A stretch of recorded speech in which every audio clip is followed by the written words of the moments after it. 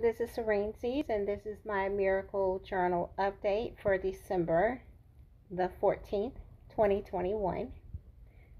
I really wanted to share the experience of this love triangle that I just went through. It was a powerful and just magical feeling. So, the Great Resignation, a lot has been written about how many people are resigning from their jobs and quitting their jobs, and I was one of those people. But I actually had a job lined up waiting for me, and so I felt like I hadn't made an emotional decision. I just did it smart. I was supposed to be getting, a $4 raise. I was not going to be interacting with people on the phones. I would be using my skills in a very concise and kind of surgical way. And I really felt like this move was an awesome move for me. Well, I got sick. And when I got sick, what should have been a sure thing eventually collapsed. And so I did not have a job. And because I'd quit, I'd given my 2 weeks resignation, I couldn't get unemployment. So I made a decision. I'm going to step out on faith. I'm going to try other companies to see if I can get, exactly what I was expecting from this other job. It didn't happen. A lot of the employers that I was looking at were expecting me to disclose my vaccine status, and I don't think that's anybody's business. Again, I made an executive decision. I'm going to go a different way.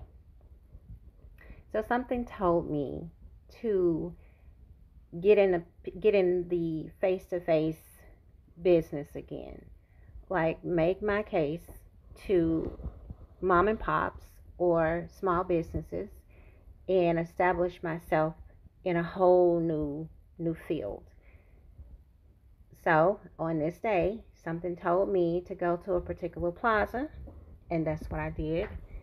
And when I walked in and asked to speak with the manager, the place was beautiful. I mean, it was just a stunning facility. I loved it. Immediately, I fell in love. The manager comes out, and I give her my resume. We talk, and it's like magic. It was a wonderful feeling of connection. She fell in love with me immediately. I fell in love with her immediately. It was just magic from the moment we met. So she said, I'm going to give your resume to my manager. Come back at this particular day and time. So I was like, okay.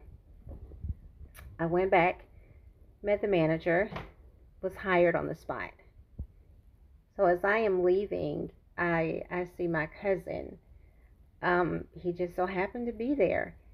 We went to lunch, enjoyed ourselves thoroughly, and I started my new job the next day. It was amazing. I was doing something I'd never done before. I was learning a lot, and I felt that I had a lot to give this particular company. So I made the impact that I really wanted to make each and every day. I was positive. I was fun. We had a blast. Like, the people who work there are they're like a family. Sometimes families can be dysfunctional, or sometimes there's a member of the family who's, taking things to the utmost, going a little bit to the left. And so I had those encounters as well, but I was the calm, mature voice. And so the manager eventually came back to me and said, we're going to be opening up a new store, and we would love for you to manage that store. So I'm really amped now. I really feel like, okay, this is the opportunity that I've been waiting for. However, they did not have benefits. In the hours required that I be there after my children get off the bus from school. So my children will be getting off in the dark with no way to get home. It was really hard because even though they're older, it's still like a safety issue. I still didn't want it to be a a situation where they just really didn't know how they were going to get home. Even though they weren't that far away, it was still like a stressful situation. I made that decision pretty early that I was going to have to do something about that, but I wasn't sure what. With my children's father definitely went out of his way to, make sure that the children were safe, and the bus driver even started dropping them off at the house to make sure they weren't, sitting there waiting for me in the dark. So things kind of came together, but you never know when someone might be in a position where they can't do what they really don't have to do. So I was depending on the kindness of strangers, and where I was depending on, someone who works a lot of hours in different parts of town, and it was stressful. So I'm at work one day, and my old manager called, and he said, "We want you back.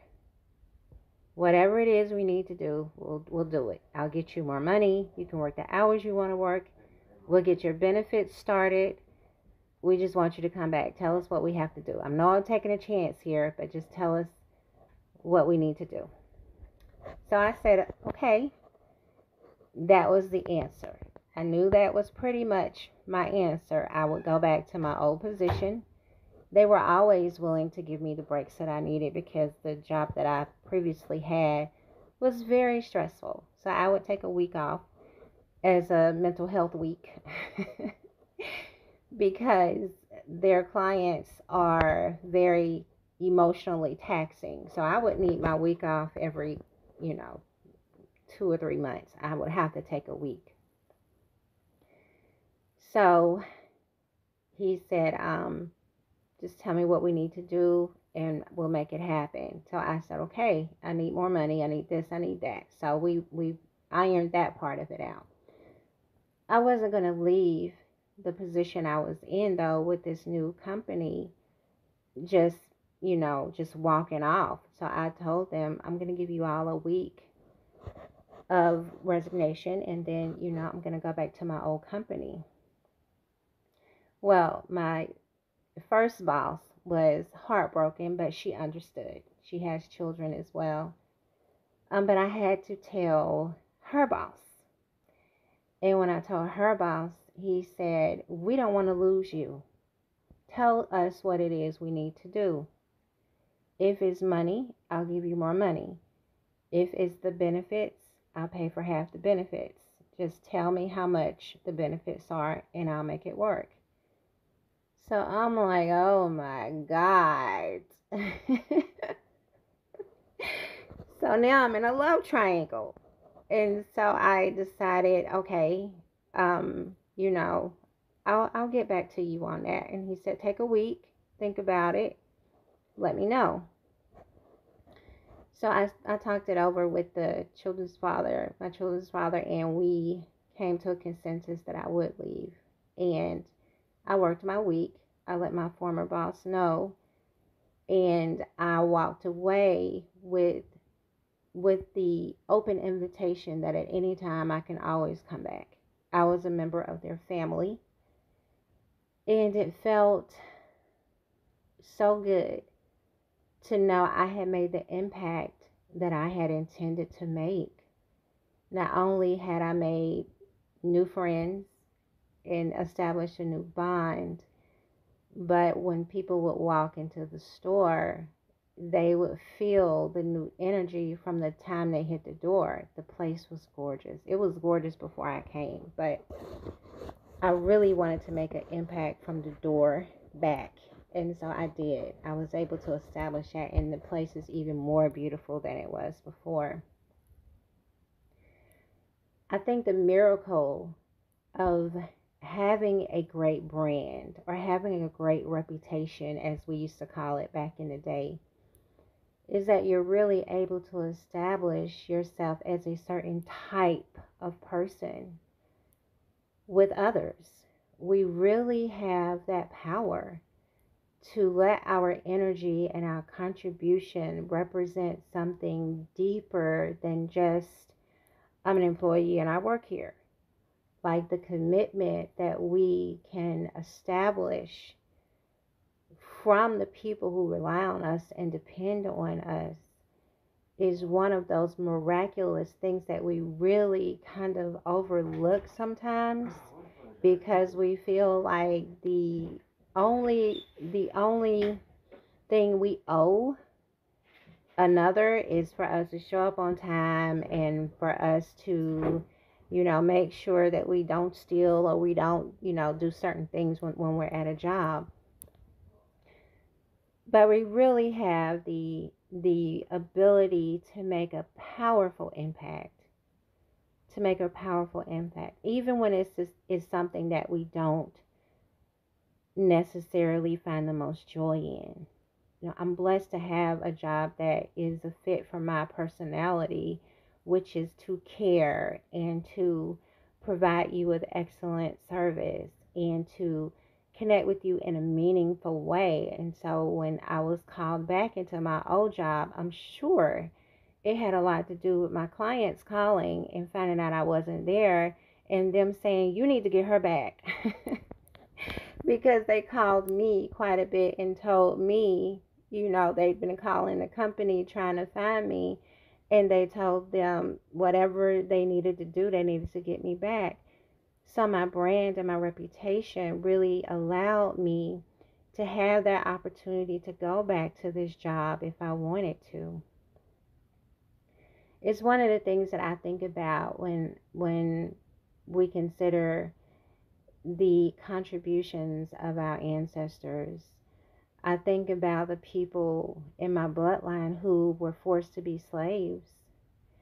And part of the enslaved people's contribution to their own sanity and salvation was their creativity and their resilience and their brand.